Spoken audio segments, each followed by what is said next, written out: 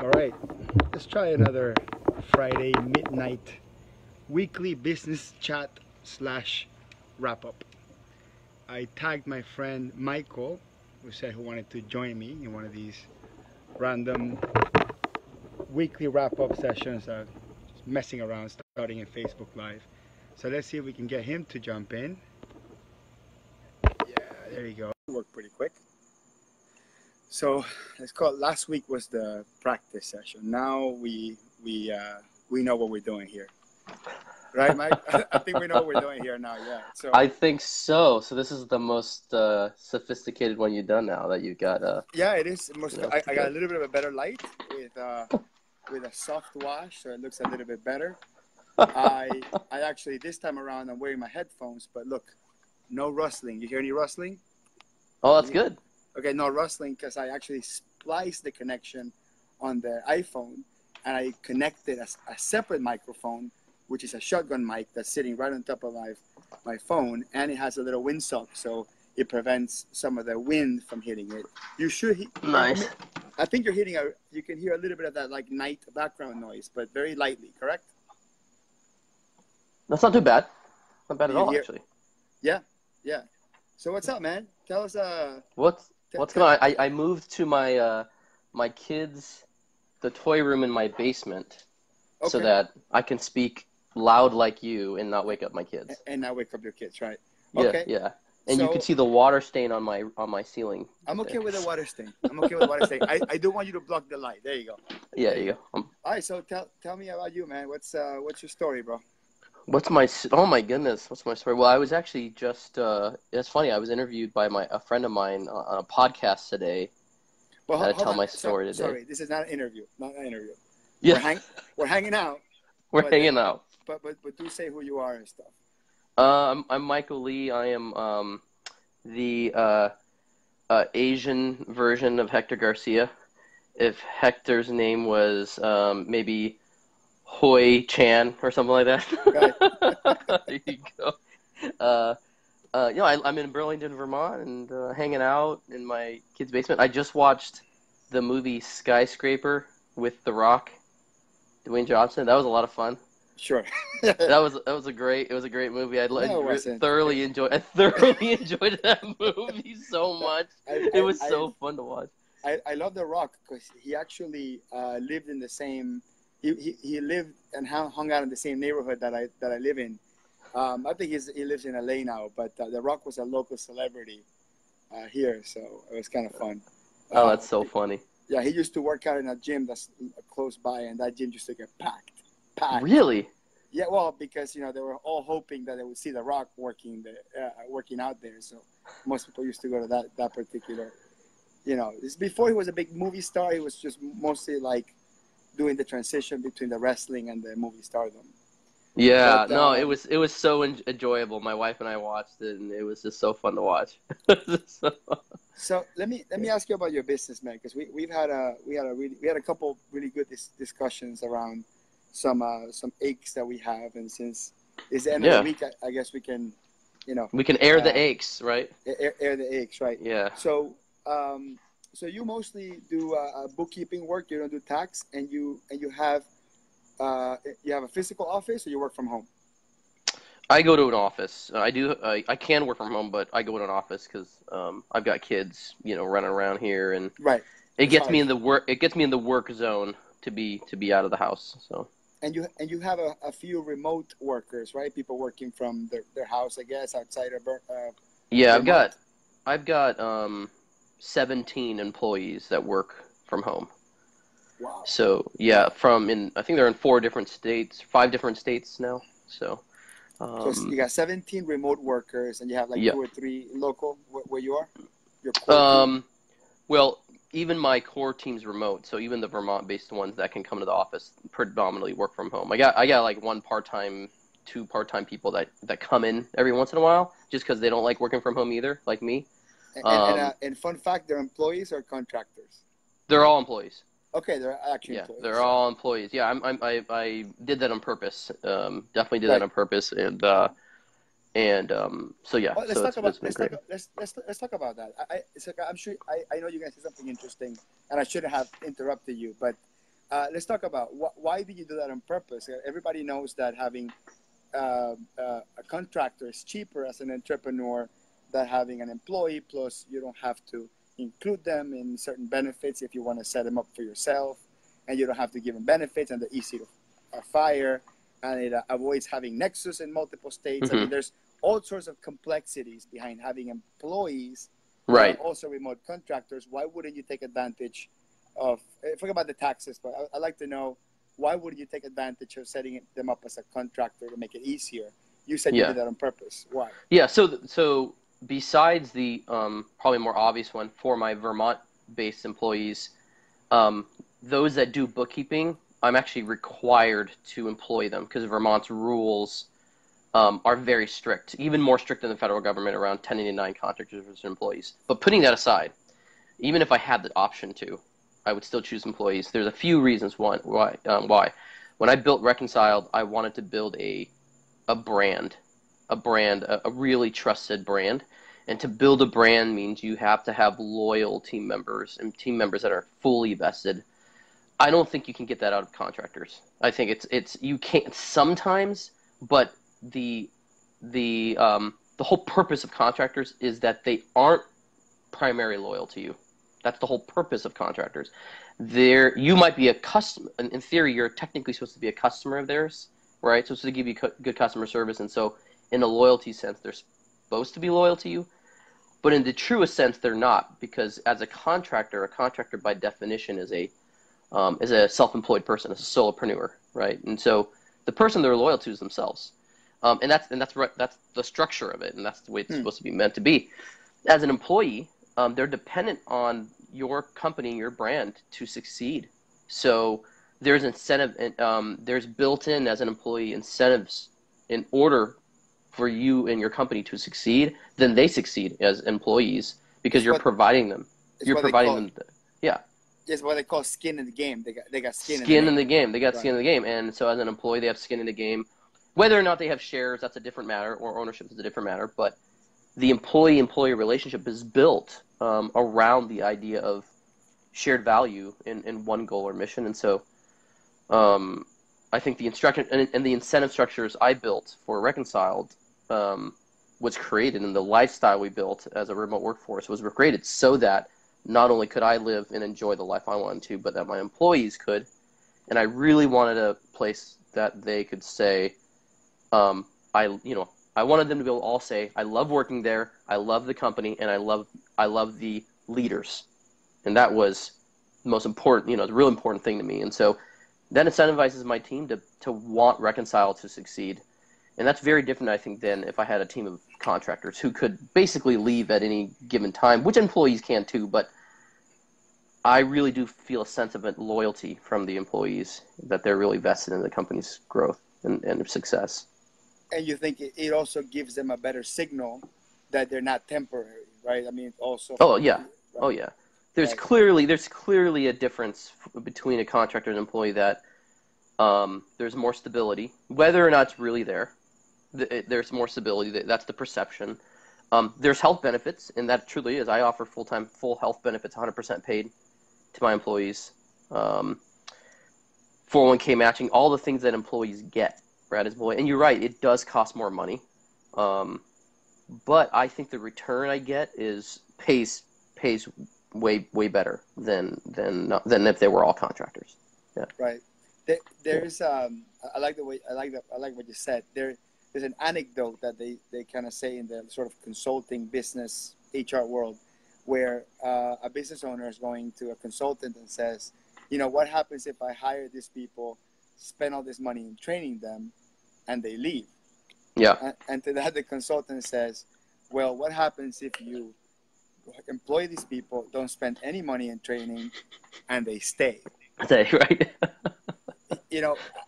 When I gotta tell you, there's few things that I hear out there where you hear a sentence that gives you that immediate jolt, right? That immediate shock that basically rattles the very base on your thought process. So I think after that, I've also tried to spend as much as humanly possible in the development of my employees. I do have a contractor, but it's because of the relationship we wanted to have. She's more of like an overflow person, and I love working with her, and I still send her a few clients here and there. But everybody else on my team is it's an employee. So I actually share that sentiment with you.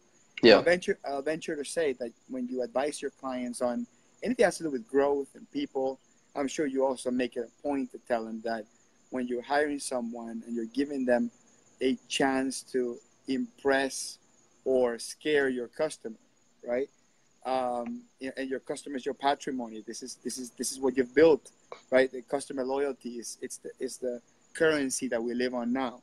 So you're gonna have a person, contractor, employee, that you're gonna expose them to 30, 40, 50, 60% of the whole experience with your most precious asset, which is the connection you have with your customers. Do you want this person to think about your interest, the company interest, or their own?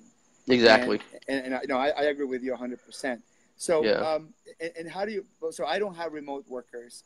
I feel that they all need to be in the same place in order to communicate, learn from each other, and just the whole synergy just kind of helps them build culture. How the heck do you build a culture? Because you got loyalty, which is great. You got loyalty, which means they stay with you, right? But if they suck, you don't want them to stay with you anyway. So now you need to build culture around excellence and quality and all that stuff. Yeah. How do you do it when everybody's working from home? Yeah. So I'll put aside the BS and just tell you how we do it from practically, right? There's the BS, like ideal stuff that you want to get to, but then there's just the practical. So the practical is we have 3 ways. We use Slack, right? We have a communication tool that lets us talk to each other, and do it virtually. It allows us to chat really quick, and also if we want to pop people into Zoom or Google Hangouts real quick, we can do that. So we use Slack to make that effective. It really reduces our email load and lets us communicate, and we have channels per client that we're working on, so that the teams, the bookkeeper and the manager and me that are on those clients, we can communicate about that client through those channels. Let's unpack for a second. So Slack, for the people that don't know, it's an application that allows you to create sort of a private chat between the members, and you can tag the rooms in certain ways, so you can have sort of topics, organized conversations. Organized conversation topics. So we've got some general public channels, like at the water cooler. Like literally, that's the channel. What would you talk about at your water cooler at the office?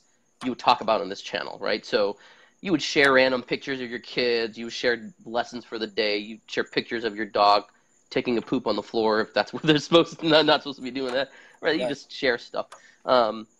And then, gifts, stuff like that. Chris Maxey says gifts, right? Sharing gifts, build company culture, right? Funny pictures of yourself. We have one of our employees in Iraq right now, and she actually got invited to go teach QuickBooks Online and cloud accounting to Iraq and Syrian refugees that are over there. Yeah. So she flew over there, and so she's sharing pictures of her trip that, of what's going on. And so we have Slack. We have internal communication channel. The second primary way is an every other week virtual staff call. So it's a mandatory, except for minimal exceptions, all staff call usually happens Tuesday or Thursdays at lunch every other week. Everybody has to eat lunch. So I tell the staff, take your lunch, bring it to the meeting, let's eat together, and let's talk. And we usually have a topic or two that we have to cover, like something we're learning or whatever. And that's Zoom? That's on Zoom. Yeah, that's on Zoom. Yeah, it's on Zoom. You might ask you some random questions along the way. Yeah, so I can pick of course. Do you record them? You record the meetings, or they're? We do have somebody. My assistant takes notes, and then when we feel like it's a particularly important topic, we do record it. Yes. Would it be interesting? I'm just kind of thinking out loud because I'm thinking about my company as well, to record those team meetings and put them in like sort of like an internal YouTube. I guess that could be. Yeah, you can use Loom. You can use Loom to do that, I guess, or internal YouTube, Vimeo, or something Vimeo, YouTube private. Right. Yeah. Right. And I wanted to ask you what you think about this. It's something that it had occurred to me earlier. We also have monthly team meetings. To be honest, they're kind of all over the place. So if any of my employees are watching, I recognize they're all over the place. They start at different times. They're very flexible. Sometimes there's donuts. Sometimes there isn't. There's no donut schedule, which I want to go to your team meetings. Yeah, ours are pretty fun. Yeah. And it's in Miami, so it's also in Spanglish, which makes it even more interesting. Well, that's great. Yeah. So so we do try to have at least one topic, like each person covers one topic. We have at least one or two app developers do a demo of the app, Oh, right? cool. That way they're doing the work and I don't have to prepare. So at least we have like, you know, official training about something technical where I don't have to, so I can take a break for a Yeah. second because I'm teaching so often. In some cases, we've watched like one of my videos just to like get to a specific topic that I wanted to discuss. In some cases, the way I prepare for my meeting is by making a video that I'm going to post into YouTube anyway, but it's going to be sort of like for the generic topic, generic training. So that works. But I was Do thinking of, you just randomly when you watch yourself in front of people or you're, you know, I know often you are watching yourself because because you're a video producer, so you have to.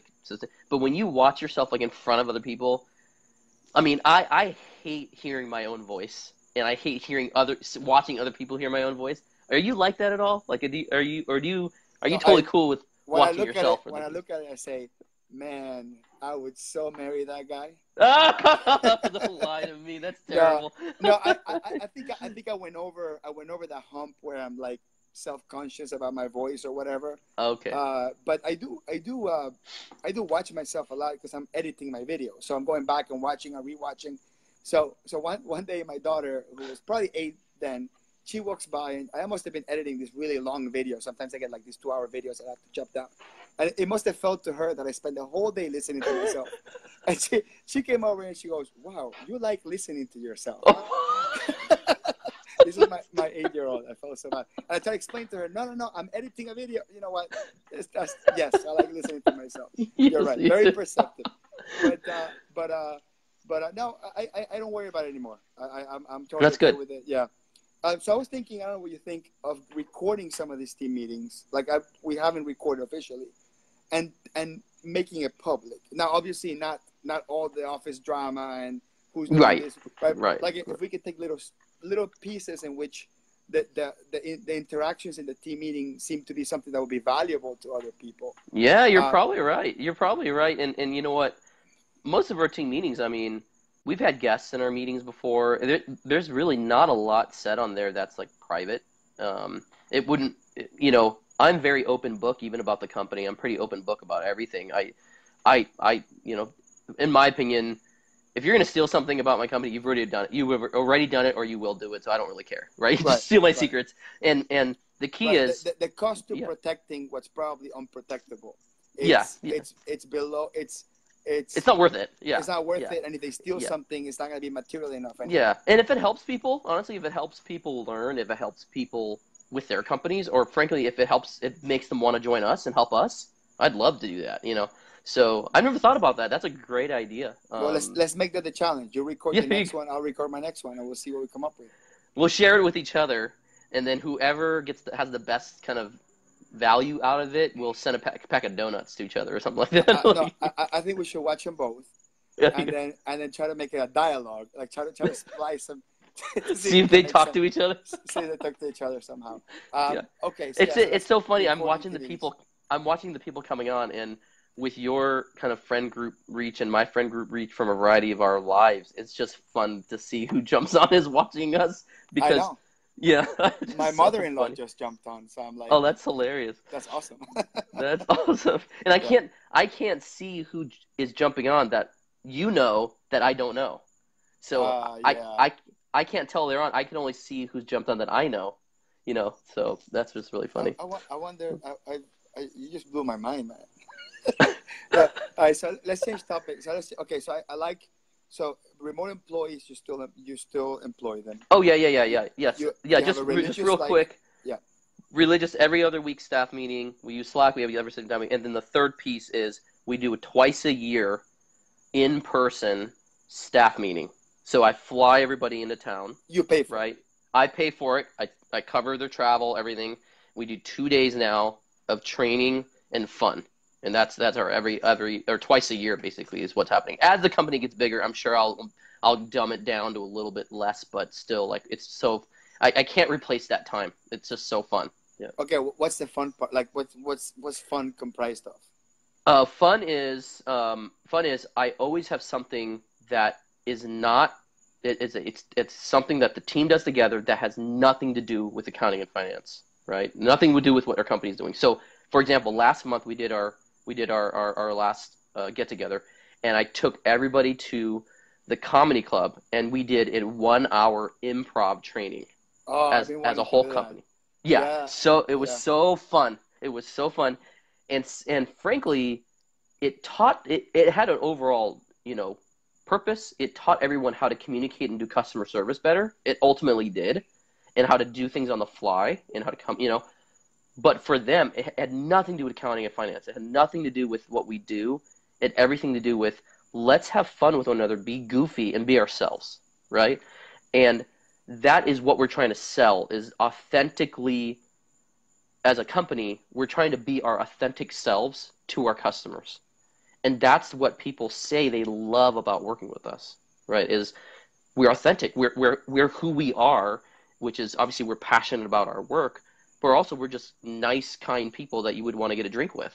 Right? And Right. so So that's yeah. you're fun people that happen to be doing somebody's accounting, Yeah, right? yeah, Right. yeah. That's We're fun people. Yeah. and so have you hired someone that just didn't fit? I mean, obviously you've fired people in the past, right? Or Yep. are you are these 17 your original No, first no, hires? no, no, Okay, no. Yeah. so you've gotten rid of people for different reasons. Have you gotten rid of people just because of just like doesn't fit the culture itself? Forget about the technical skills and all that stuff. I would say most of the people. I would say the people I've let go is because of skill set, but they were cultural fit, right? Okay, so They so just couldn't. you did a good job Yeah, hiring for yeah. culture fit. The But ones that left did not fit the culture, and they quickly realized that they didn't.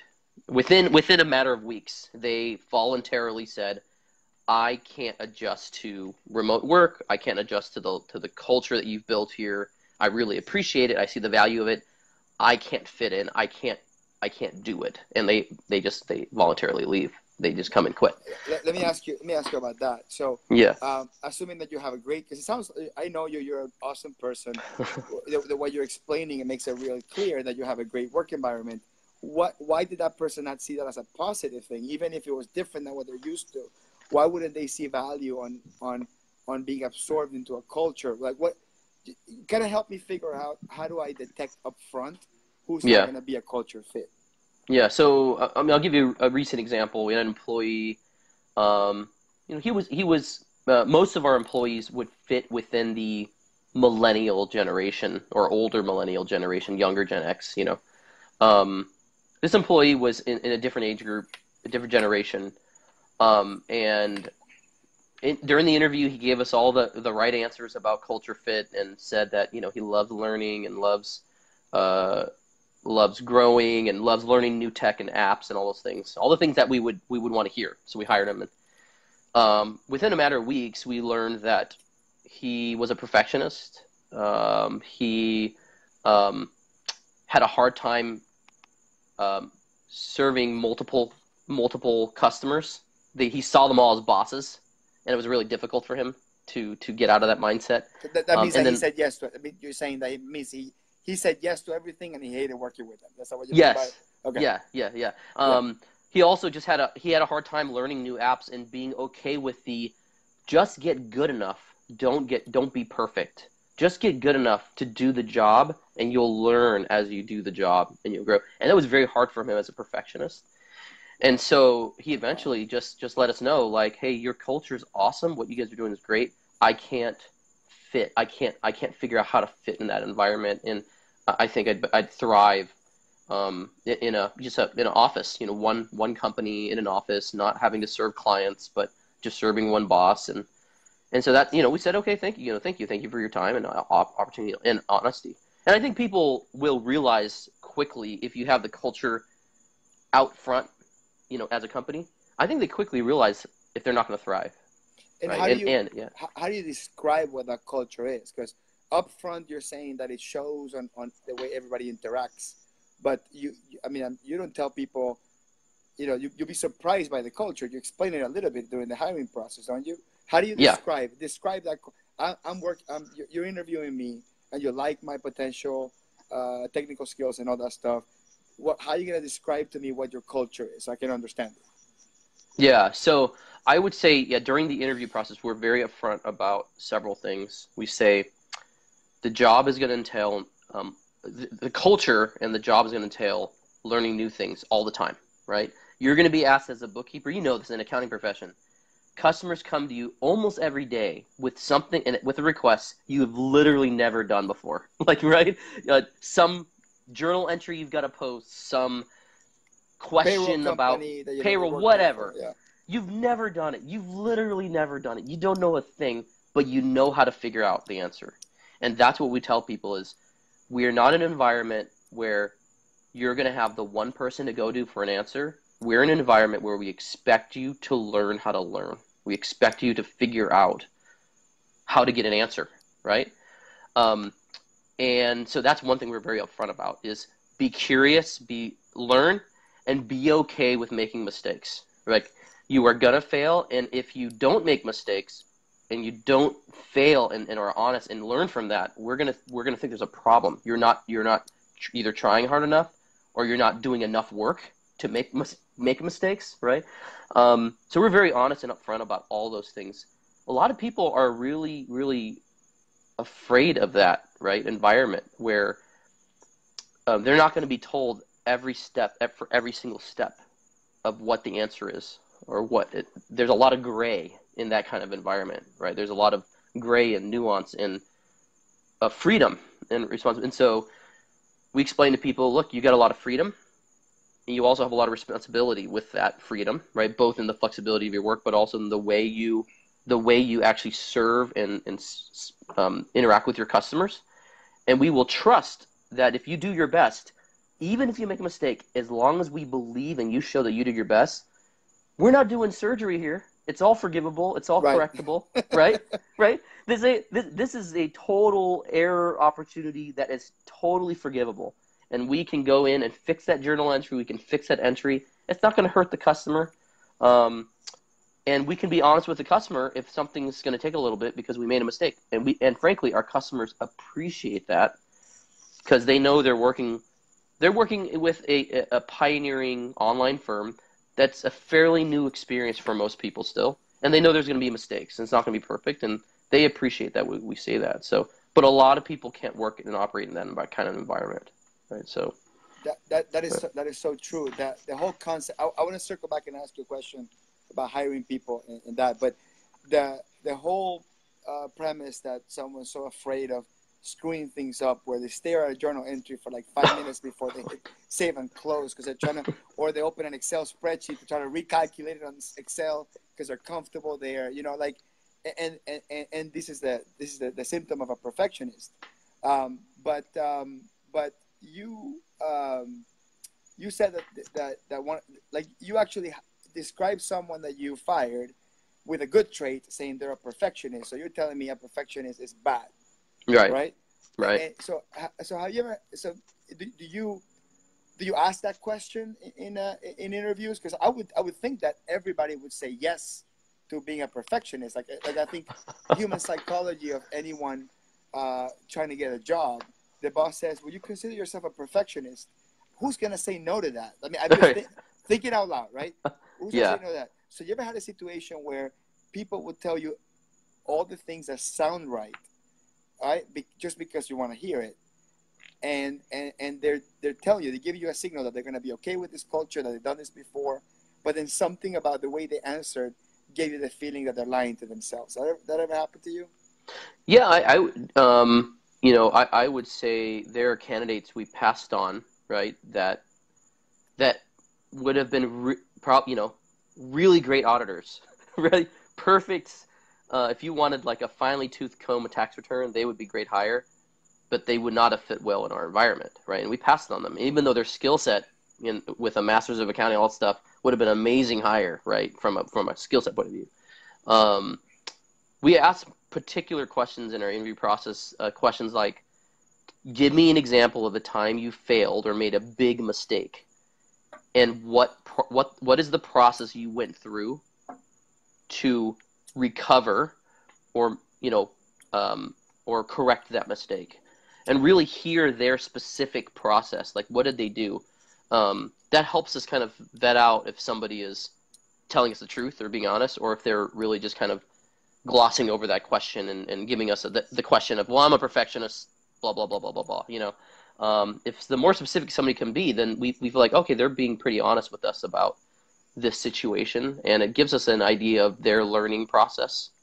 Or, you know, another question I ask a lot is, give me a specific example of when were you given a task, a specific task that you didn't know how to do, right? You just didn't know how to do.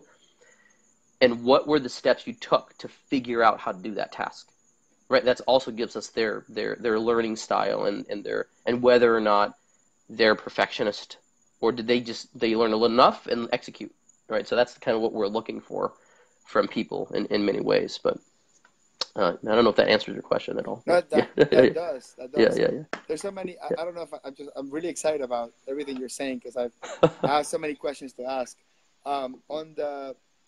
I've heard from family members, from friends, complain that in today's high-tech environment, most CEOs and the managements and the owners are younger. Like, that doesn't mean young particular, but younger. Let's say early 30s, like me.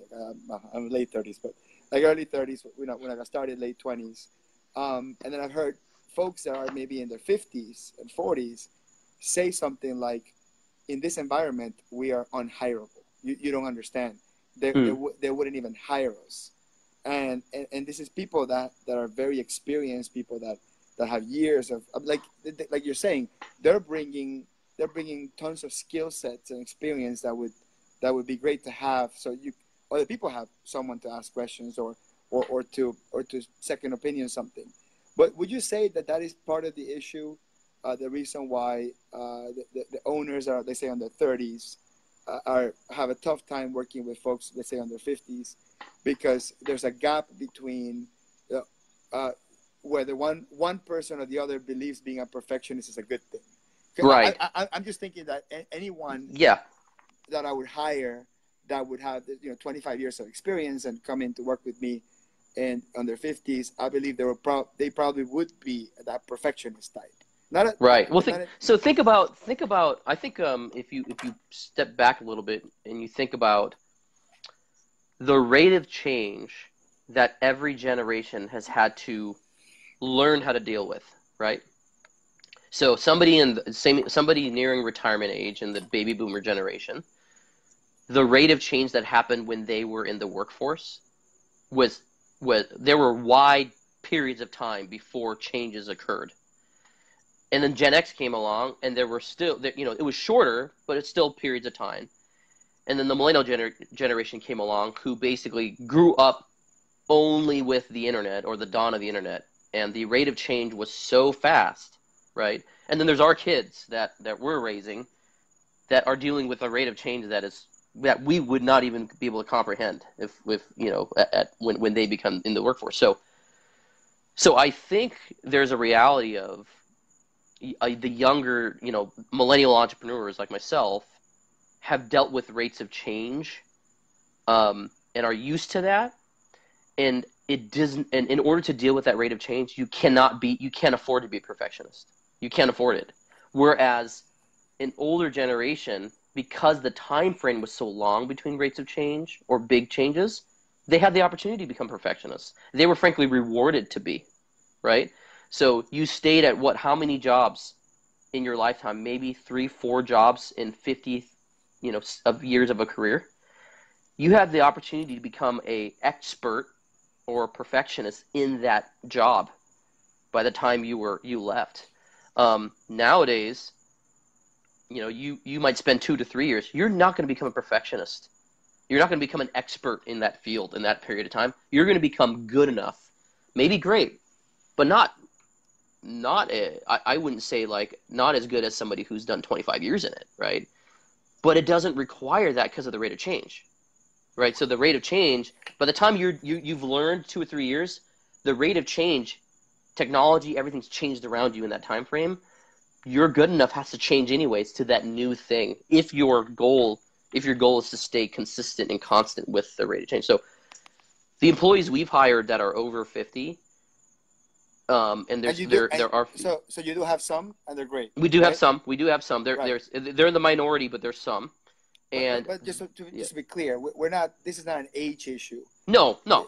right? This is It's a the perception of what you feel is more important to move at a fast pace or to yes, do yes, things totally accurate. yes. And those employees have done well that are in that same age bracket that have that perception. I would say what they did for themselves was they were constant learners. They were constant learners, and so, um, and they're some of my best employees. They're amazing. I mean, they're Right. unbelievable. They're just unbelievable, and they have so much wisdom now too, because of the experience they've had. But they said, "I'm not willing to stay stuck in this this perspective of only staying with the things I've learned." But they've constantly come in, and the humility they had to come work for me as a young entrepreneur, to say I'm willing to work for a younger visionary, to me is admire. You know, I really inspiring and admire that from them, and so that's pretty cool to Right. watch and to learn from. Yeah. And if What's your employee generationally like? Do you have cross generations in yeah, your company here? I would say we go from the youngest, who's we just hired a brand new person that hasn't really technically started yet. They just accepted the job, and they're coming in a couple weeks. Very excited about that. He would be the youngest. I think he may be 20, 21, 22, around that. And then I would say then it will be like 30, 35, 40, 45, 50, something like that. I would say that's probably the range. 7 of the people that we have. So I think we have a pretty wide gap, actually. Oh, okay. We don't, I think we're small enough that there isn't concentration. Like with 7, if you have 17, you have 8 or 9 that are all like within 5 years, it's going to be very wide.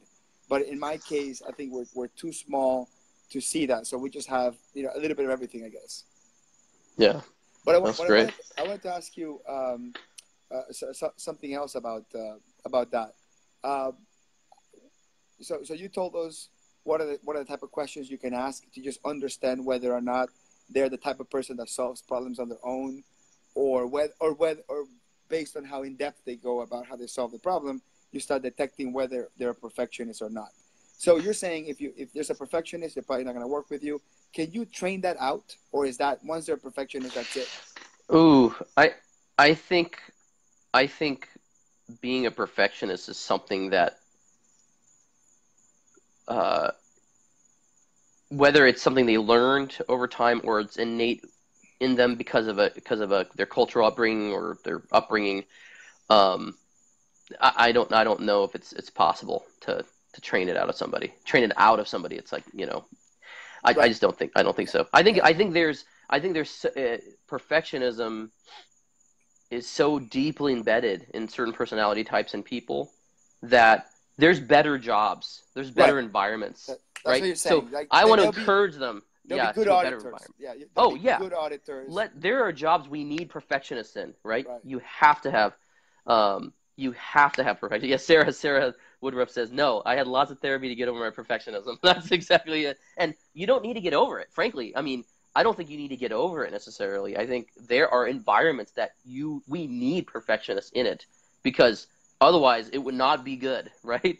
So yeah, so So like so we're saying yeah, if you are a perfectionist, or you're gonna hire a perfectionist, you want to give them 2 or 3 jobs maximum that are big jobs that require yeah, yeah. looking at something 3 times. But in your environment, you're more about I mean, just I don't want to imply anything about your business, but you're more about volume, fast paced, bookkeeping, digital, get your Right. stuff done quick type of thing, right? Yeah, we're not auditors, right? We're not auditing. We're not auditing. We're not. Yeah, we want to get through work. We want to do it efficiently. We want to use technology to do it. We want to learn about more technology, how to make it better, faster, and we want to deliver value, right? And in a commoditized environment like bookkeeping, which is becoming more and more commoditized, we have to learn how to continue to add value, because that's where we're going to make our most money, right? So, and provide the most value. Right. So it sounds like what you're saying is that in today's environment, in our industry, we don't really get a chance to master anything in particular, because you are close to mastering it, and then it changes again. So you have Yes. to master it again, and then you master it again. So when it comes to technology and the tools that we use to do our job, it's better to be flexible and agile. That's the word Yeah. I'm looking for. Because Yeah. a Yeah. Agile. good friend of mine, Doug Sleater, used to say in his conferences, agility trumps ability. And I think that's what you're saying. Yeah. That's what's happening now, right? Right now, Right. it's much more valuable to be flexible, to jump and do one app, a different app, or be able to feel comfortable with iterations of your work and kind of throwing it out there to see what sticks, type of thing, than to just be really, really, really, really good at that one thing that was the pillar of your business. So Right. today's environment doesn't allow for that, or Right. at If you least and especially if you're in the small business entrepreneurial, phase of your business. If you're at a phase of your business where things are stable, it's going to continue to be a going concern, you might have an environment where, hey, we need ability over agility because we just need consistent, really good, excellent work because we've decided we're not going to make much changes for the next 5-10 years. This tech stack we're going to stay on it for a long time unless something drastically changes, right? And so, like, if you work at the IRS, you need ability, not agility. you right, need to slow down and have ability and just be consistent in your work. You work for the right. Department of Labor doing audits, you need ability. Like, just you work And at Reconcile, yeah, interesting enough, yeah, to fight them, to work against them, you need the opposite. You need agility, right, because you need to right, be able you need to be able to move around, what they're throwing at you, right? yes, Uh, yes. that's Or if true. you have That's agility, interesting. you need to leave that job really quick if you Right. got hired. That's true.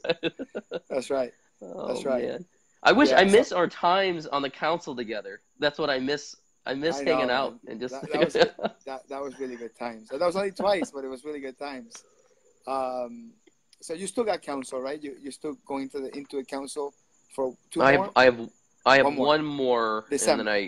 I graduate. Yeah, Okay, so you're still not sure if you're gonna be with Brad Smith or with Sasan or maybe both. I have no idea. I have Yeah, no yeah, idea. yeah. You don't know. Yeah, I yeah, hope yeah. you get to see. You've seen Brad, right, in person and hung out with Yeah, him. yeah, yeah, yeah, yeah, He's yeah. he's No, no, awesome. but He's I'm awesome. excited for excited for Sasan. I'm really excited, and I'm learning. I'm fascinated more and more. I'm learning that there are actually a lot of, not that he was selected because of this reason, but he's Iranian background, right? And I'm learning there's a lot of Iranian tech leaders, big, really well known Iranian tech leaders in Silicon Valley. So Can you that's name pretty others? pretty Can cool. you name others on top of Um, your head? It's not a I'm quiz. I trying to, just don't know yeah, any. yeah. I'm trying to think of the name now. Of course, I don't know. I can't Of course, yeah, name yeah, them. right. I'm just learning. Yeah, Sorry. I'm learning. Yeah, if you looked up, yeah, a few of the Yeah, major companies like Intuit, other ones, there's probably a dozen. There's probably at least be a dozen Iranian tech leaders with Iranian background. Yeah, so all right. So we wanted to talk about something at the beginning that we haven't yeah, even got into. Uh, right. That's what well, happens with you whenever how we hang. long? When we're done. I can't see the time. How long has it been? 30 minutes? I have no idea. What time is it? Yeah, yeah, yeah. When did we start? 11:30. We started around 11:30. Has it been an Yeah. hour already? That's just hilarious. Oh my God. Okay, I okay, could okay. live.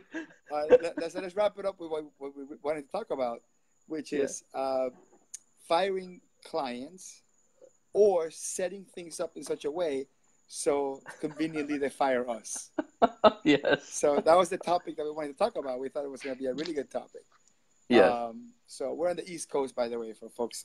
'Cause people are like, "Oh, it's not 11:30; it's 9:30." It's like, okay, well, it depends on where you live.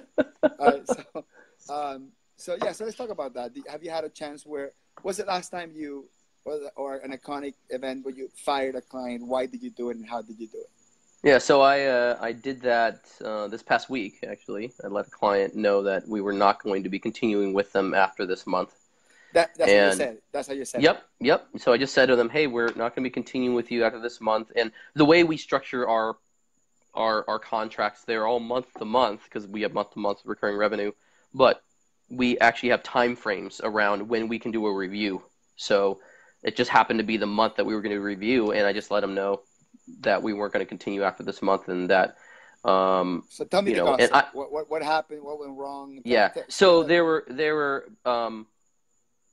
probably a few things, but one of them was that, you know, throughout the relationship, I heard a couple of times that they weren't completely happy with the experience they had with the bookkeeper that was assigned to them. And after I dived into it a little bit, one of your employees. one of my employees, yeah. Okay. And when I dived into it, I learned fairly quickly that this was the only customer that had a bad experience with the bookkeeper, and we actually changed the bookkeepers just to test that, and then he complained also with the second bookkeeper, and I go, okay, no, this is an anomaly, because literally these bookkeepers have no one else complaining about them. I mean, they're amazing. Right.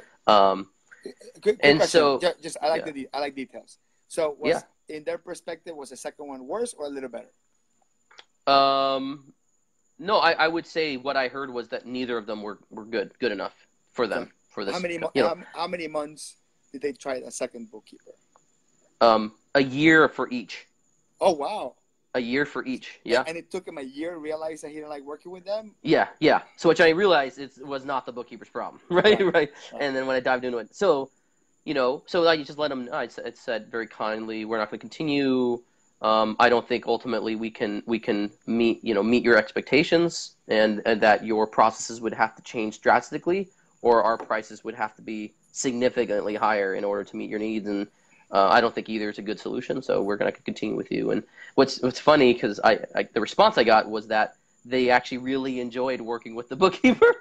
They're like, oh, never mind, April Fool's. Yeah, April so funny, so really funny, and you know, so that was a mixed message to me. But anyways, we you know, we're going to be happy handing them off, which is great. And then so when you say what does handing them off mean? Can you tell them? Meaning we always offer to either help them transition out well by training one of their internal employees on QuickBooks Online and some of the other systems we set them up on, or setting up whatever we need to set up so that they can be successful to the best of our ability, right? Which is a good win, because training someone usually is the equivalent of 3 to 4 months of the work anyway. So right, exactly.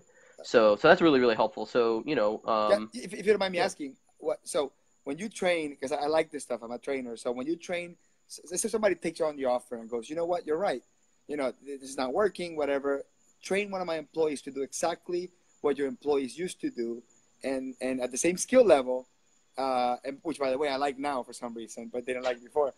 So if they tell you that, you know, the way you're training them is actually really great, because it's not generic training, it's specific training, right? This is what we did, this is how we did the journal entry, this is your customer, how they behave, how they bounce checks, what it looks like in their bank.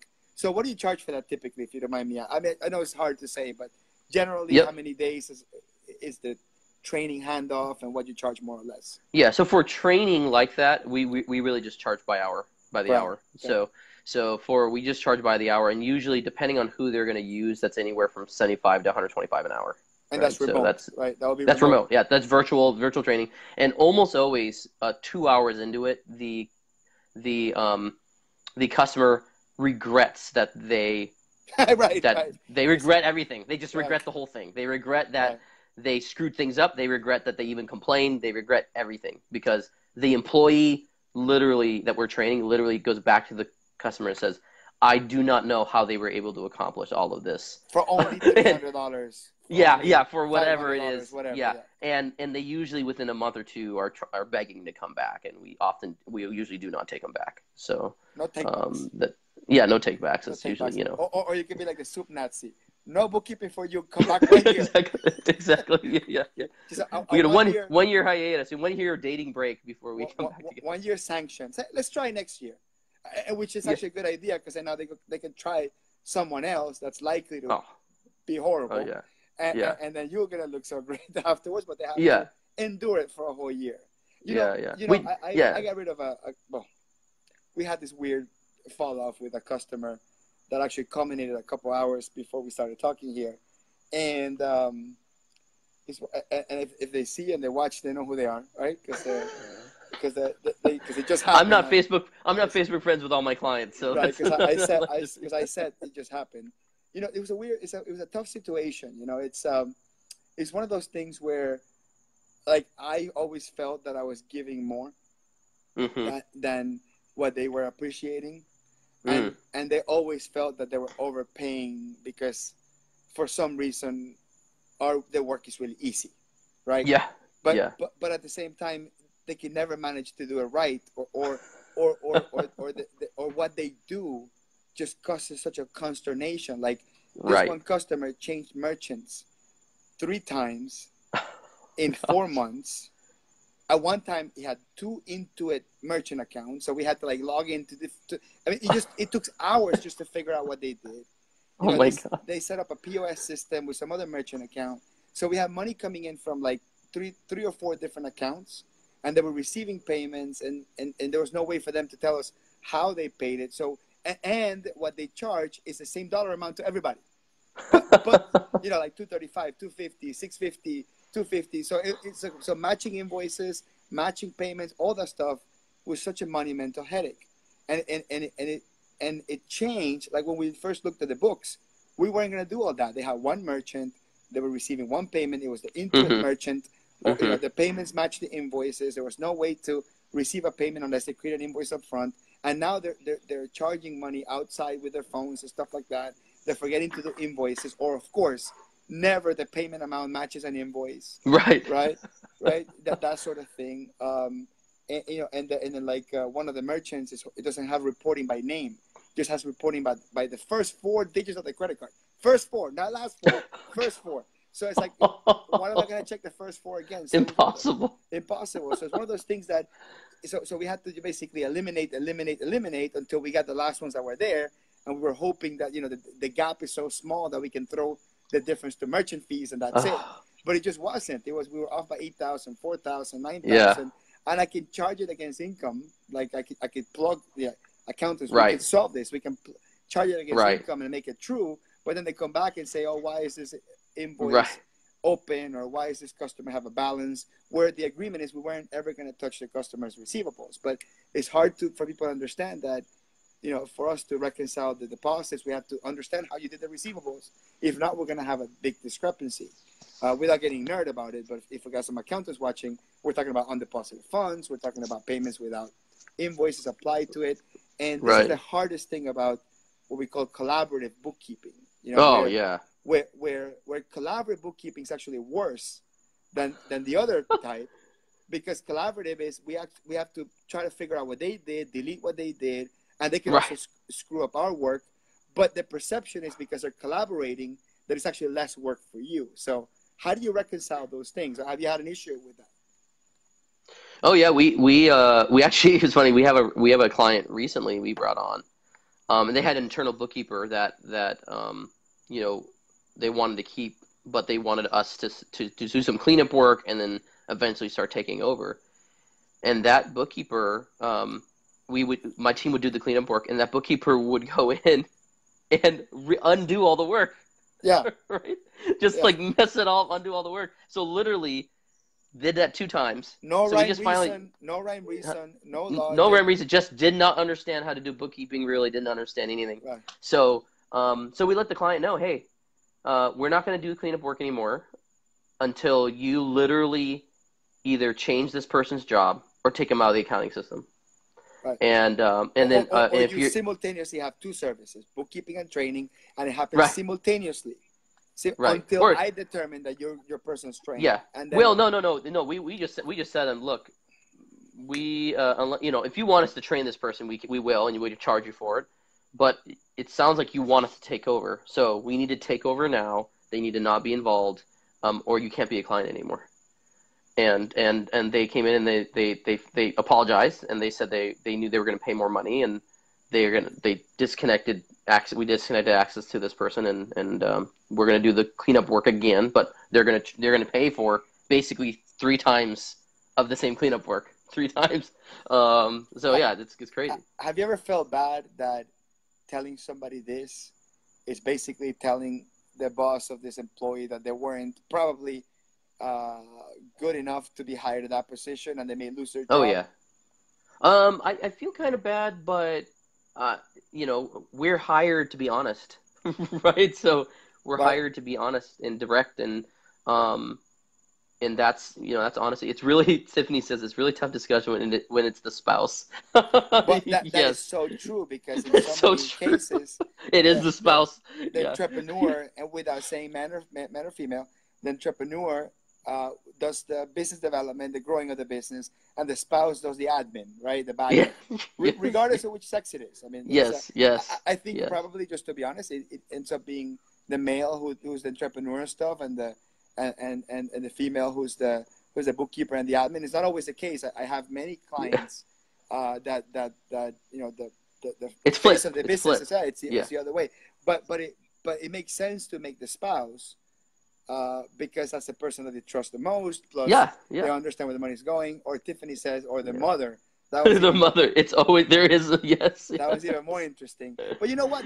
I feel the mother's not as hard. I mean, the mother's common, but the mother's not as hard because I think most kids see their parents as, well. They they're past their expiration date Right.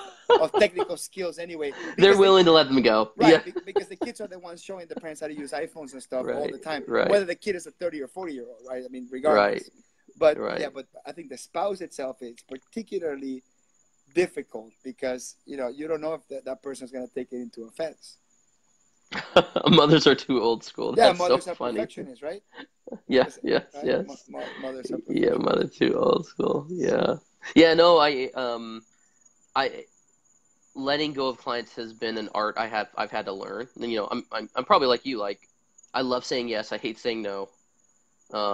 It's hard to be direct and honest with people, but I've learned over time to be successful and to scale the business and to keep happy employees. You gotta let bad customers go that aren't a good fit. Right. And they could be sometimes they could be the nicest people in the world. That's the They're just not thing. a good fit. Well, Yeah, because when they're mean and when they're a-holes, it's easy. it's like, Yeah, oh, thank you for saying yeah, that yeah, I'm this and I'm that. You just gave me license to just say, you know what? That's right. yes, Yeah. yeah, But what happens when they're super nice yeah, totally. and it's just not working?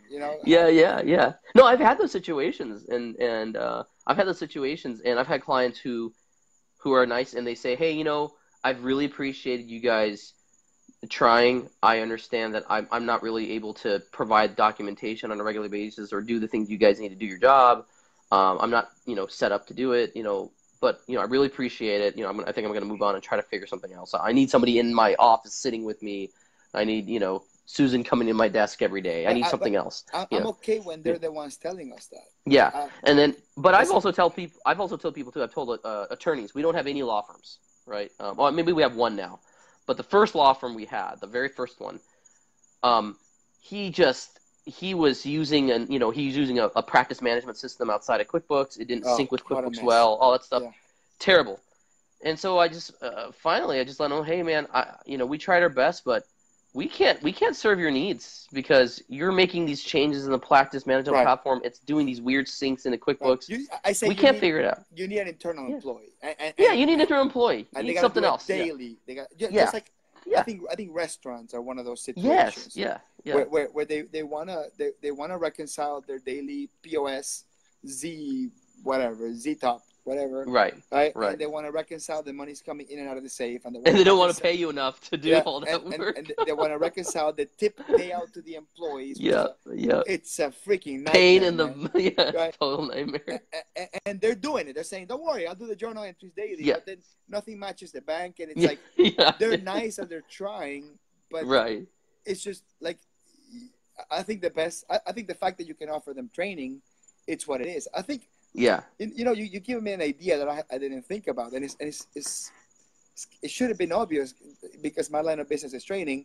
I think that my bookkeeping engagements should now be, I would say, like they have built in the language the redundancy plan, right? So it's like, yeah, this is what we want to do, and then yes. we have this trigger that we can pull. This is the trigger that we can pull where we determine that the that your interaction interferes with ours, and then we automatically are going to offer you pre-priced a specific training for 2 days, 4 days, and Yes, that will yes. and that switch automatically weans out the That's a good client, idea. and then it's already pre-written. Isn't that? I mean, Yeah, I got to do that. I mean, I yeah, don't even know why I yeah. didn't think about that. We've reached code orange. This is when code orange is, and we Right. reached code orange, and that's that's it. And we've agreed to it. We agreed it's code orange. Let's go. That's I think it Yeah. makes a lot of sense. Yeah, you're right, man. I mean, clients, it's so true. When the clients are a-holes, it's easy. When the Yeah. clients are nice, it's so hard, man. Oh yeah, yeah. Yeah. Yeah, and yeah, and so that's and then I've also had situations where I recognize my employees, and those the ones aren't here anymore, but my employees actually made mistakes in the process, and I've had to go and eat craw with the client and try to remedy the situation with the client, and figure out a way to make sure that they don't get hurt from that situation, and so whether it's, hey, they ended up having to pay their CPA extra money to fix the year-end file, um, so that the tax return can be done correctly, so I'll often tell clients, well, to send me that bill, send me that extra bill, that extra time your CPA spent, and then let's talk about how we can make you whole. So there's things like that we've done, because we're in a learning environment, and we're not going to be perfect at everything, but Yeah.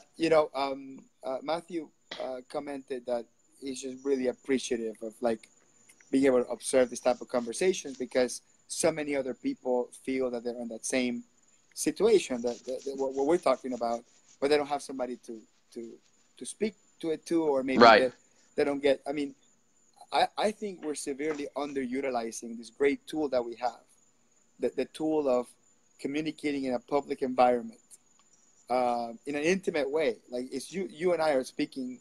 Maybe we're side commenting about somebody's thing, and then some comments are pretty interesting, but yeah. we're having a private conversation amongst friends. We're not trying to impress anybody. We're not trying to impress each other, We're right? not that impressive, Yeah, we're frankly. not. Yeah, not really. Well, I mean, we're the same person, just different race, according to you. Right, So, exactly. but it's like, I hope that this type of conversations, and I attempted to do lives Friday nights before. Friday nights, because that's the time I put everybody to sleep, and it's like my own time, and I hate being alone, Yes. so I figured, Yes, I'm just like you. That's yeah, why. That's why every time you do this, I'm like, dang it, I missed it. I need to be on right, this. So I will right. regularly be on this with you as often as you'd like. It'd be fun. I mean, Yeah, I yeah, love it. that's great. But I'm saying, encourage everybody to think about how easy it is Yeah. to open Facebook, talk to a friend, discuss business problems, right? We didn't specify any clients, we didn't specify any Right. employees. Maybe we crossed the boundaries talking about age and millennials or whatever, but not really. This is all realistic things. Yeah. And I think that anyone in business should feel that they have enough friends to be able to do this with, and not see each other as competitors. You and I could Yeah. essentially be competing for the same client, Right. but I don't not view you that way at all. Yeah. Right. right. We No, don't view each other that way at all. Yeah. because we have that's called an abundance mentality. Right. You have to believe that there's a lot more out there that what you can directly see or directly touch. You have to believe it, even if it isn't. You have to believe it, because when you believe it, then you don't care about who's taking what. Right. It's one of the things that people always comment these.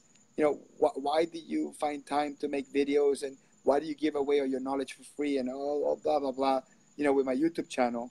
And I say it's because my goal, I didn't know this, but my goal is to be the leader of a community that believes that educating each other, or sharing with each other, or creating a network within your geography, it's more powerful than just being a loner in this. And in our industry, our entire industry, it's undervalued. Okay, that Mm. means that I don't have a zero-sum mentality. Like, I don't think that when I make more, or when I take more clients, others lose. I think of it the other Right. way. I think that what I'm taking is this piece of value that's currently not even been looked at. Accountants, bookkeepers can offer so much insight beyond reconciling the banks and presenting cash basis P&L, and we're just not doing it, because we're so caught up with the day to day, and let's just get clients done, and let's get rid of perfectionists. I mean, all the things that the environment is causing us to move towards. So I think the answer is within ourselves, and we can help each other and leverage each other's knowledge. Like I learned so much from Michael today. I mean, like so much to make our business better, and not to take away from each other, to take away from this chunk that is there for the taking for everybody, which is the amount of undervalued out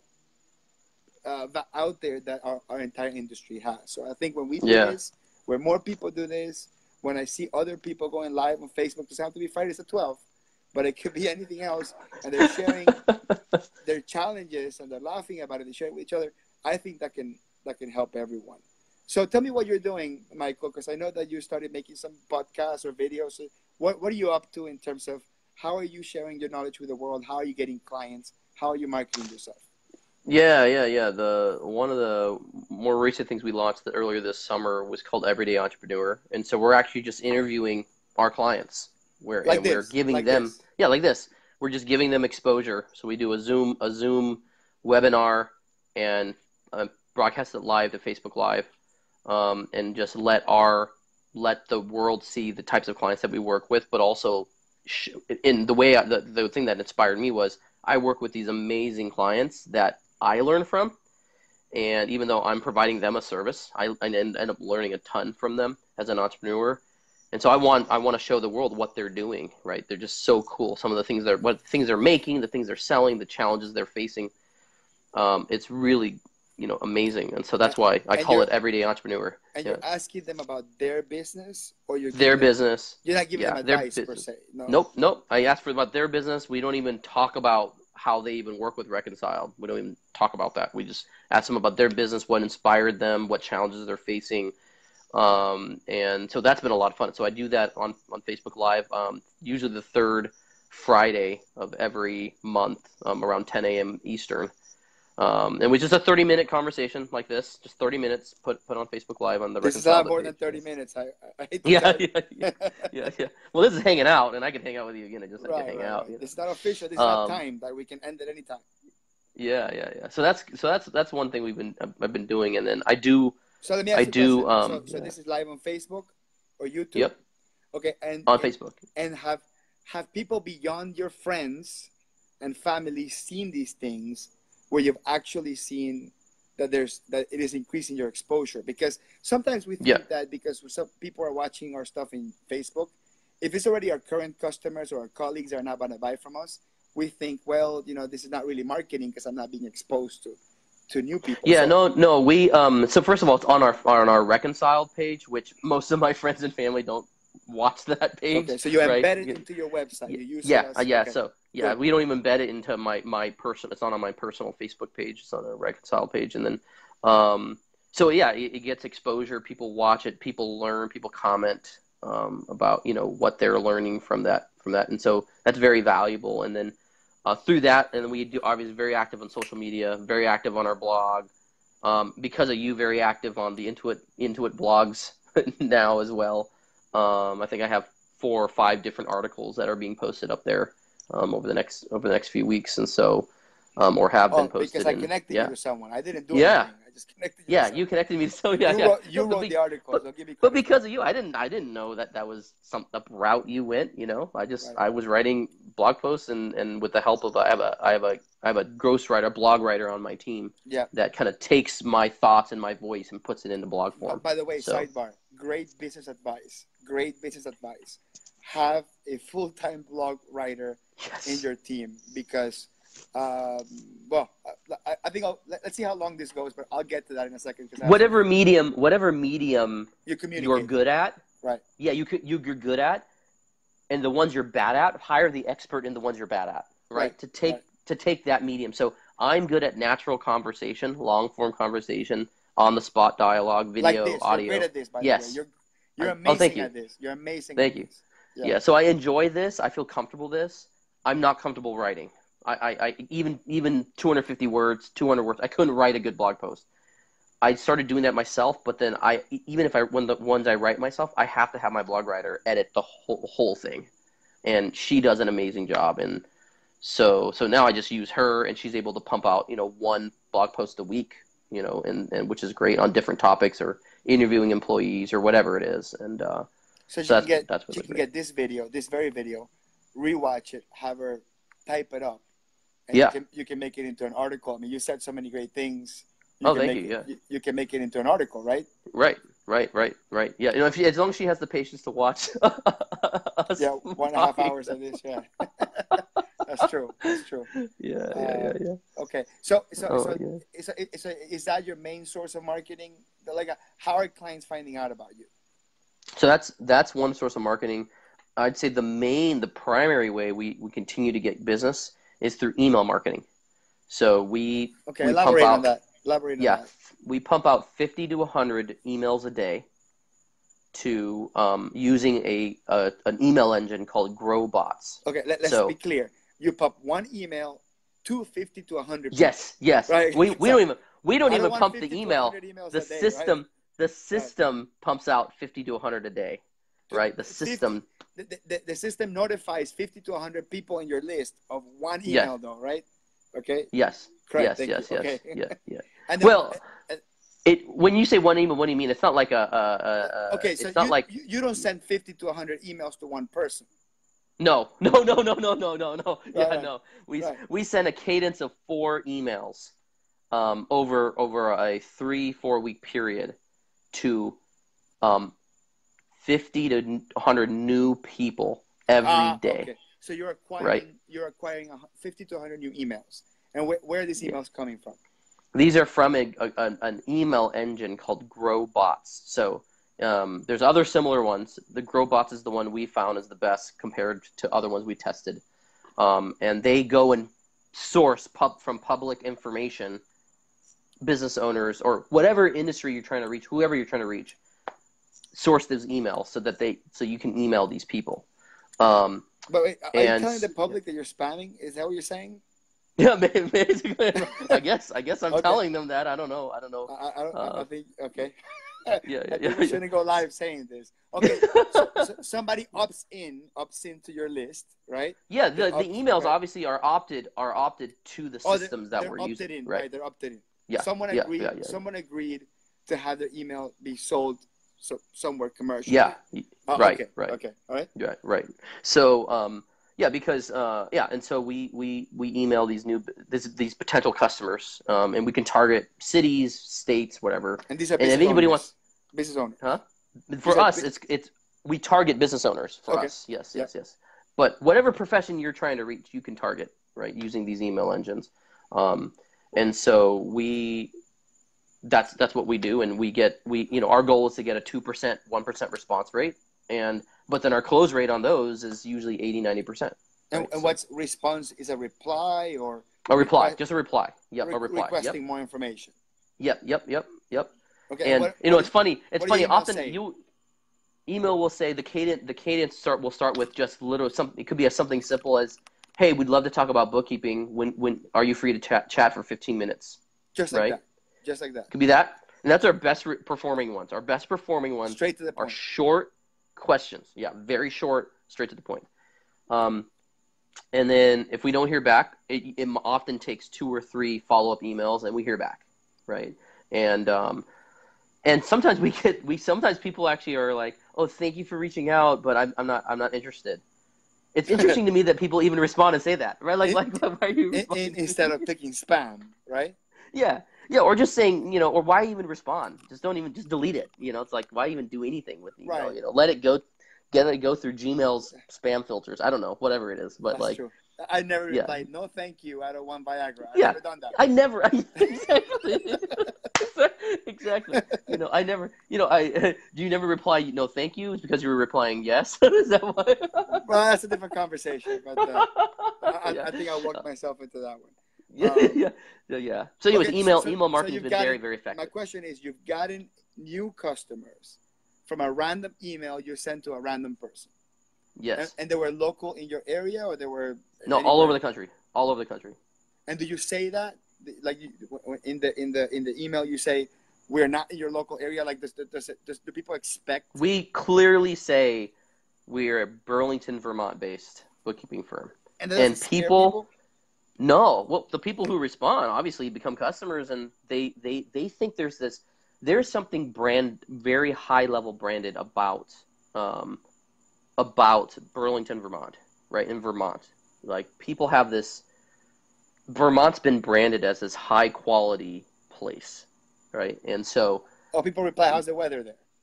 yeah, or people will say, "Oh man, Burlington, that's amazing that you're building something out of Burlington. I've gone there and seen the leaves. I want to talk, right?" That's interesting. Or some people have literally said to us, "I would not have jumped on the call if the email didn't say Burlington in it. I would have assumed you were in India or the Philippines or somewhere, Oh, but I see what because you're you said saying. Vermont, I see what you're yes, saying. Okay, yes. so what if someone's not in Burlington, Vermont, and they're in, let's pick a random city, Miami, Florida. Yep, yep, So yeah, yeah. you think that the fact you're saying where you are is sort of a conversation starter? It helps, and they have a lot. Oftentimes, they have an affinity, even if they've never been here, to Burlington, Vermont, right? Okay. And there's a variety of reasons why. Whether they skied up here, whether they've voted for Bernie Sanders, whether they ate Ben and Jerry's, whether they, there's a variety of reasons. All of them, to them, all high quality experiences. So they're going. They expect a high quality experience with bookkeeping from that point on. It just sets this bar, right? That they like. And then on the other times, it's like they are dealing with such a big pain point that they're willing to respond to a random email, which I never do that, and neither do you probably. No, I don't. Yeah, so they must be in such bookkeeping pain with their business that they're willing to respond, and we just happen to catch them at the right time. Right. So It's yeah. Timing is Timing. everything. Timing. So that's low. That's what we call, you call that. It's that what low hanging fruit, right? It's low hanging fruit, right?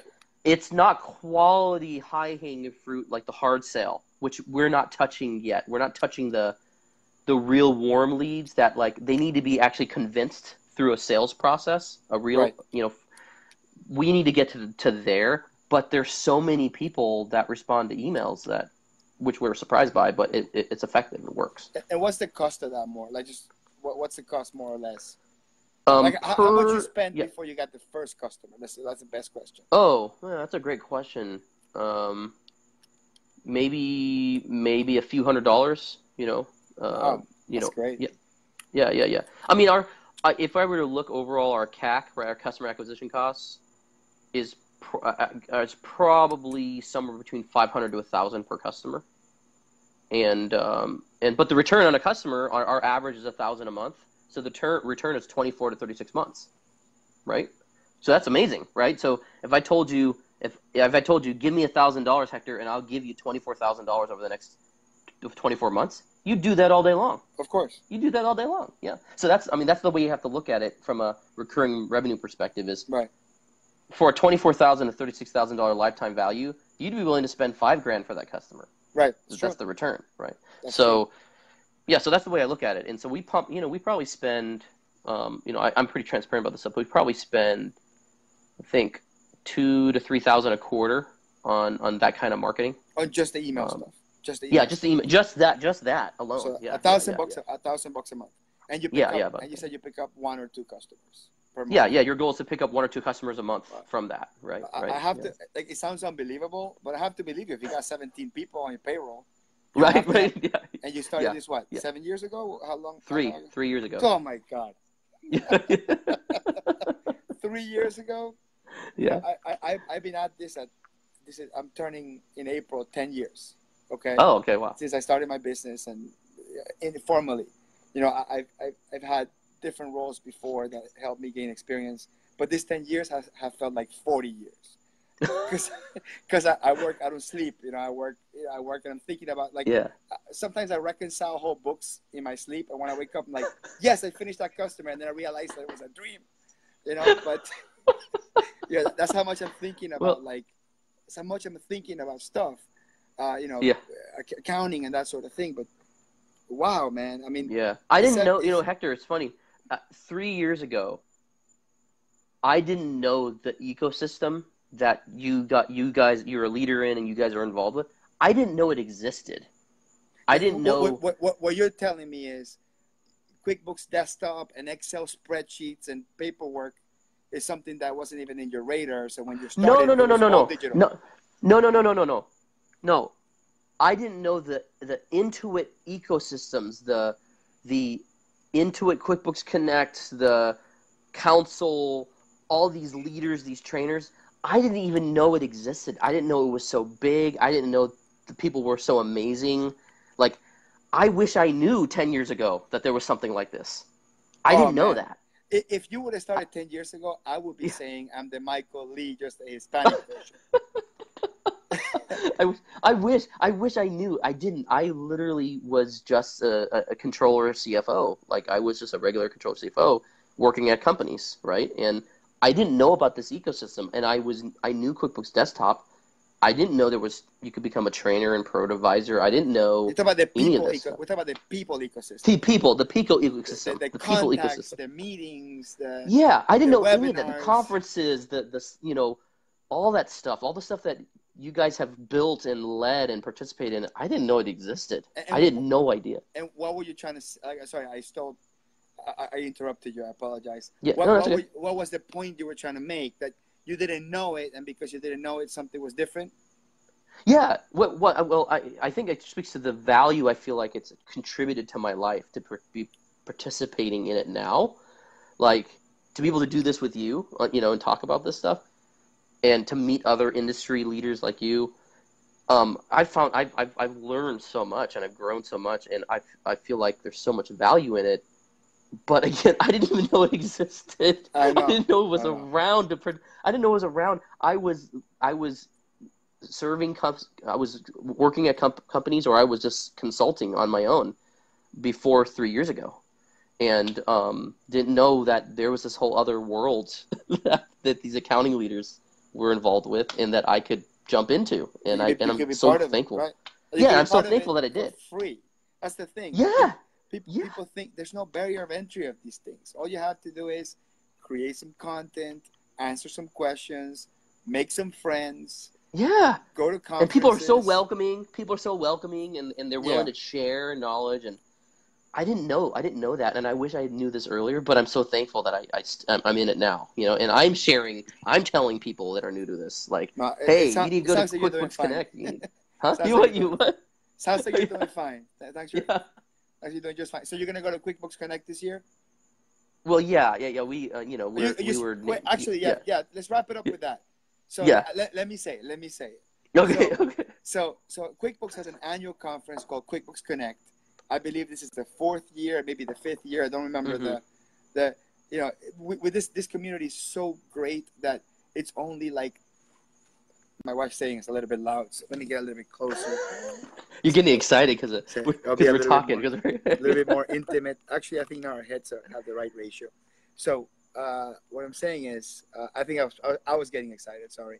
So what I'm saying is, I forgot what I was saying. What was I saying? QuickBooks Connect. You're talking about QuickBooks Connect, and you asked if I'm going, and I'm like, I'm going to be going. Yeah. So these communities are so absorbing and so awesome that you would think that this thing has been going on forever, this QuickBooks Connect thing. No, and it's been like 4 years maybe. So 4th year, right? Yeah. So they have, I don't know if they started the first year, but the second year they started this thing called the Firm of the Future, where they took a whole bunch of bookkeeping accounting companies that would say, I'm the firm of the future because of XYZ, and there were some parameters. I remember the first year, you must be, are you value pricing, or are you moving to value pricing? Are you moving to the cloud? Or are you working on the cloud? Are you offering advisory services? And are you embracing mobile? Those are the first bullet. I remember them now. Those are the first 4 bullet points. And you have to make a statement in how your firm is approaching that or doing that. And I remember that I was in the first year, and I was a top 20 finalist. So I wasn't in the top 3 because I was top 4. I'm just kidding. So I was at the top, so I was kind of upset because I wanted to be on stage, all this stuff, whatever. But I was in the top 20, so at least I was mentioned. I went to QB Connect for free. They played like a little clip on the main screen of my video, this and that. And then the next years they did it based on picture, and then they did it based on like story. And then so they started with Firm of the Future United States. Then they're going global. So I think this year they have all these companies went in there, and they have 4 finalists. One in the U.S. Five finalists. So one in the U.S., one in Canada, one in Australia, one in UK, and one in India. Is that right? Right. All right. So these are now you can tell these are the 5 markets that Intuit controls or Right. covers, Right. and Right. that is promoting pro advisors and accountants to Right. to And India is the first year that India's been added. This is the first year. first year. So we got 5 finalists of every country, and you happen to be the U.S. finalist. Right. Right. Reconciles the U.S. finals. Okay. Yeah. So your company, yeah, very humble of you, right? Not you. Yeah. Right. Your company is one of the it's one of the it's one of the 5 finalists. Your company is the U.S. finalist, and last year I think it was Canada who won. Yes. Yeah. So this year you hope to win. And I said, Michael, let me get you on like one of my Facebook lives or a podcast while you're a finalist, Yes. because if you lose, I don't want you on it, because I don't have losers on my show. Okay. There you go. There you Yeah. go. Too Yeah. late, buddy. Too late. So I really hope that you win it. Thank you. You know, we've had conversations before in person, more about fun stuff, and we haven't talked about this much stuff business together. Yeah. I can't believe we haven't. I have a feeling that you and I are going to be really, really good friends. Oh man. Yeah. Like, I think we have. I really like your vibe, man. You're right. You are the Hector Garcia. You're the Chinese Hector Garcia. You're the Asian. Sorry. You're Cambodian, right? Yeah, I'm the Cambodian Hector Right. Garcia. Yeah. You are the Cambodian Hector Garcia. All right, man. So I hope to see you at QB Connect. I hope Yeah. you win. And if you don't, we just won't do any lives, because And everybody vote starting Tuesday. Starting Tuesday, everybody vote. Everybody vote. Where do they vote? Where do they vote? They vote on the Firm of the Future website. Firmofthefuture.com.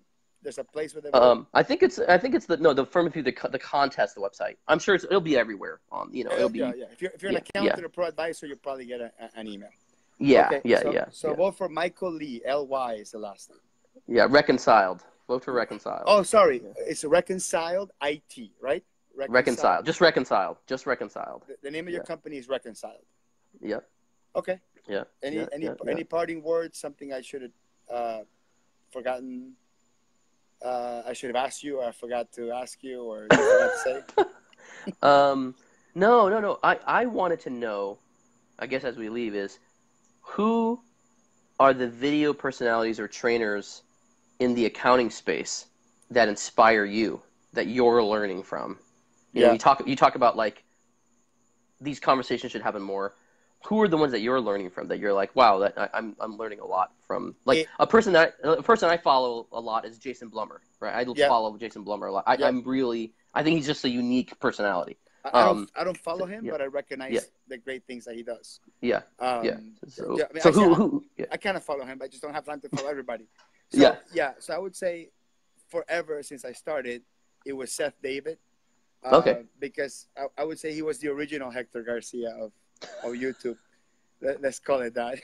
I don't think he'll like to hear that, because he thinks I'm the second Seth David of YouTube. Yeah. So I would say So he inspired me, because he created a lot of videos on accounting, Excel, and he's a genius. Like they're smart people, and he's a genius. He's just, his capacity to understand software, it's so great, and understand how to explain it and why it works. And I've always liked his videos. I still watch his videos, and I still look for ways to collaborate. We collaborated a little bit. I think we should do more. So Seth David on the video area. On the thought leadership area, I look a lot towards Ron Baker. Value pricing is something that affected me in a very deep level, because I realized that in order for me to play, this is play, right? What we're doing here is play, right? Because work, it's in front of QuickBooks, it's in front of a bank statement, right? It's in front of a customer. In order for me to play, which is reinvent what my perception of work is, right? This is my genius zone. This is where I learn new things. This is where I get new ideas. So when I play, it's when I get my ideas that are forward pushing, that are pivotal to my marketing, like spending time doing videos and stuff like that. So in order to play and have less billable time, I have to be able to invoice or charge for the impact that I cause on business, rather than for the amount of time that I'm spending with them. So I've been unlearning, that my effort is what's valuable, and I've been relearning that the problems I can solve, it was valuable. Mm. And also to concentrate on solving the expensive problems. And I think Ron Baker has taught me a lot of that. And so I read his book, I listened to his blog, which is called The Soul of Enterprise. And in every conference, when he's speaking, I try to watch his, even if it's something I've seen 3 or 4 times. I got such a man crush on him that I just want to see. Honestly, what's interesting is when you see somebody do the same speech over and over, what I pick up on is how he switched it, how he changed it, how Yeah. he updated it. And for most Right. people, it feels that it's boring to watch somebody say the same thing You over. learn a lot from that. But because I admire him as a speaker, as a thought leader, he finds ways to not make himself bored about saying the same thing over and over. So I know he does it for himself. I know he's not saying, "Oh, Hector's back, let me change it up." He doesn't say that, right? He in his mind, he's like, I'm gonna try a different angle. I'm gonna say it in a different way. I'm gonna see how it comes out. The same message, same tone, same everything, but just a different idea around it. And I pick up on those things. So I follow him. When I met Brad Smith from Intuit, I fell in love with his this aura of leadership that he has. You notice the Intuit employees respect him so much in such a deep way, and watching him speak, watching him talk to people, there's just a lot. Even if it was mute, there's a lot to just learn from the body language, from how he shows he's paying attention, and how quickly he can answer questions and give ideas. So I definitely admire Brad Smith a lot. Yeah. I got a man crush on him too. There is another person that I like, and I'm actually liking them more lately. His name is Blair Enns. Okay, cool. Yeah, he's kind of the. Yeah, I've heard him on a podcast before. Yeah. Okay, yeah. So he's kind of like the Ron Baker value pricing, but for marketing firms. So it's so cool to listen to him explain the problems that marketing firms have in terms of adding value, tracking time, getting customers, pricing their services. They're the exact same problems that we have. They just have a different word for it. But what's interesting is you watch them approach the solution to the problem, and although the how it's done, the tools that they use, and the steps that they take is different, the principles, the guiding principles, why the spirit is the same. And exactly how you're saying, you want to have an employee that understands why we're doing things and knows the principles. So when they throw something new at them that doesn't look like something they've seen before, they are sort of principled to take specific set of steps, which is your culture, which is your core. So I've been learning so much from watching him say the same thing that Ron Baker says, but to the marketing agency, and seeing a whole another way to spin it and explain it. So I admire him a lot. I admire a person by the name of Kirk Bowman, who has a podcast called Art of Value, and he's done all about mostly about adding value. Like he's tried to make adding value is his thing. How do we add value so then we can price more or price higher? So I admire him a lot. I mean, I think I could sit there and mention a lot of people, but those for sure I can mention. I mean, if you give me more time to think about, I'll probably give you a bigger list, because I know I'm forgetting some important people. What about you? And don't say Hector, but what about you? What you say Jason Blummer. Like who else do you follow or take advice from? Yeah, so Jason Blummer, I've enjoyed watching. I enjoy listening to his Thrival podcast, so that's actually a really, really fun one to listen to. I actually watch a lot of intellectual dark web stuff and listen to that more recently. Those are kind of intellectuals that are just that do these long form videos on YouTube or in podcasts. They're usually doing 1 to 2 to 3 hour conversations, and so they're talking about kind of deeper things, the meaning of life, right? Science and religion, things like that. That's kind of like the main things that a lot of the things I listen to. I did listen to some sermons, and just because I volunteer at my church as a pastor, so I listen to some sermons to learn from other pastors on how they effectively communicate messages, their sermons, and I also listen to a lot of startup pitches. So like Gimlet Media does a lot of stories on startups. They have a show called The Pitch where it's like Shark Tank but on podcast. Oh wow, that's kind of cool. Yeah, So the yeah. entrepreneur pitches to an investor their idea. Yeah. There's usually 3 or 4 VCs, real angels or VCs they're really pitching to for money.